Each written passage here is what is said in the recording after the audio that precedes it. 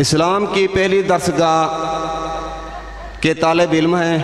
صفا کے چبوترے میں حیات زندگی اور حدیث کی تعلیم حاصل کرتے ہیں۔ جنگل سے لکڑیاں کاٹ کر آتے تھے جس سے اس کا گزارا ہوتا تھا۔ کبھی کبھار حضور پاک صلی اللہ علیہ وآلہ وسلم کے گھر سے بھی کھانا آ جاتا تھا اور کبھی کبھار صحابہ کرام بھی ان کی دعوت فرما دیتے تھے۔ اسی طرح زندگی کا نظام چل رہا تھا۔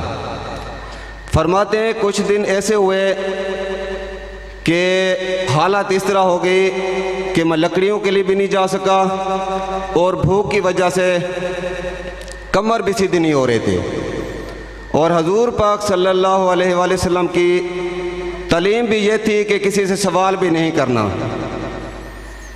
کہتے ہیں میں نے ہیلا بنایا اور مسجد نبوی کے ایسے زاویے میں جا کر بیٹھ گیا کہ جہاں سے لوگوں کا گزر ہوتا تھا، تاکہ جو ادھر سے گزرے گا میری حالت دیکھے گا تو شاید کچھ کھانے کو مل جائے۔ کہتے ہیں کہ لوگ آتے تھے، جاتے تھے، سلام دعا کرتے تھے، چلے جاتے تھے، کسی نے میری حالت کو نہیں دیکھا۔ تھوڑی دیر کے بعد حضرت عمر رضی اللہ تعالیٰ عنہ کا گزر ہوا۔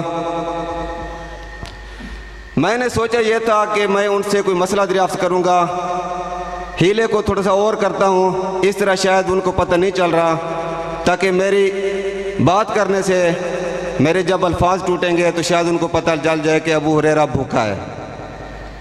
حضرت عمر رضی اللہ تعالیٰ عنہ کا گزر ہوا تو میں نے ایک قرآن مجید کی آیت کے متعلق دریافت کیا۔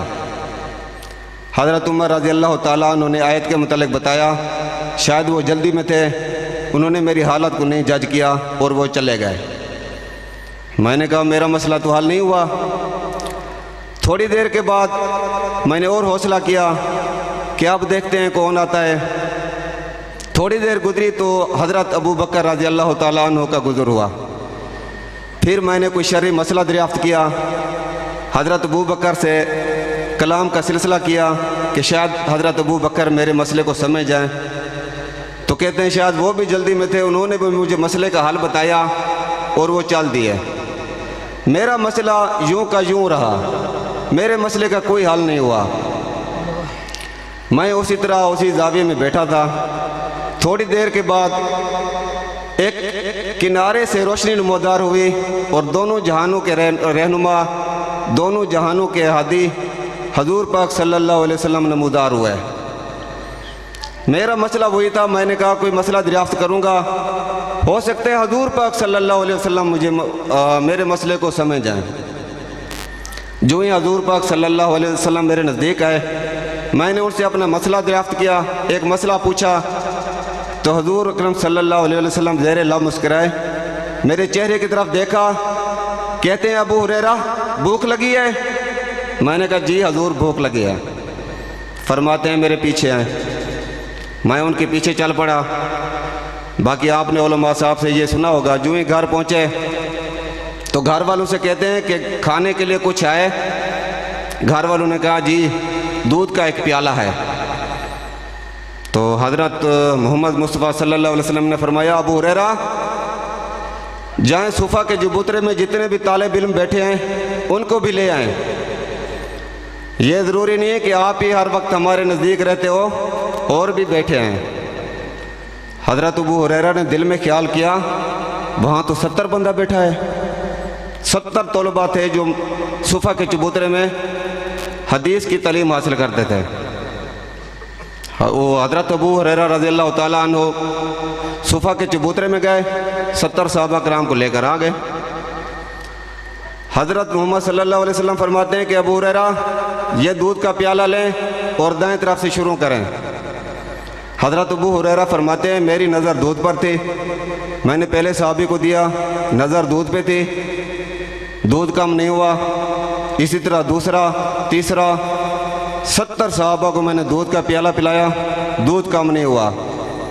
ایسے لگ رہا تھا جیسے حضور پاک فرما رہے ہوں اے جناب ابو ہریرہ کیسا تھا جام شیریں جس سے دودھ کے ایک پیالے سے 70 آدمیوں کے منہ پھر گئے۔ اس کے بعد فرمایا ابو ہریرہ کون باقی؟ حضرت ابو ہریرہ فرماتے ہیں اے اللہ کے نبی آپ باقی اور میں باقی۔ حضرت محمد صلی اللہ علیہ وسلم فرماتے ہیں ابو ہریرہ آپ پئیں؟ کہتے ہیں میں نے جی بھر کے دودھ پیا۔ حضور پاک فرماتے ہیں ابو ہریرہ اور پئیں؟ کہتے ہیں میں نے اور پیا۔ پھر فرماتے ہیں ابو ہریرہ اور رج کے پئیں؟ کہتے ہیں میں نے کہا اللہ کے حضور میرے ابھی ایک قطرے کی گنجائش بھی باقی نہیں ہے۔ اس رب کی قسم جس نے آپ کو دونوں جہانوں کے لیے رحمت بنا کر بھیجا ہے، میں بالکل رج گیا ہوں، جی بھر کے میں نے پی لیا ہے۔ اس کے بعد حضور اکرم صلی اللہ علیہ وسلم نے وہ پیالہ جام نوش فرمایا۔ دونوں جہانوں کے سردار، پوری کائنات کے سردار 70 صحابہ کا جھوٹا پی رہے ہیں۔ آج ہم اور آپ اپنے گربان میں دیکھیں، جس گلاس سے ایک بندہ پانی پی لے اسے ہم پانی نہیں پیتے، جس پلیٹ سے ایک بندہ کھا لے اسے ہم پلیٹ میں سالن نہیں ڈالتے۔ اس لیے حضور پاک صلی اللہ علیہ وسلم کی پوری زندگی ہمارے لیے بہترین نمونہ ہے۔ اسی طرح کی ہزار مثالیں ہیں جو ہمارے لیے بہترین نمونہ ہیں۔ صدق اللہ العظیم۔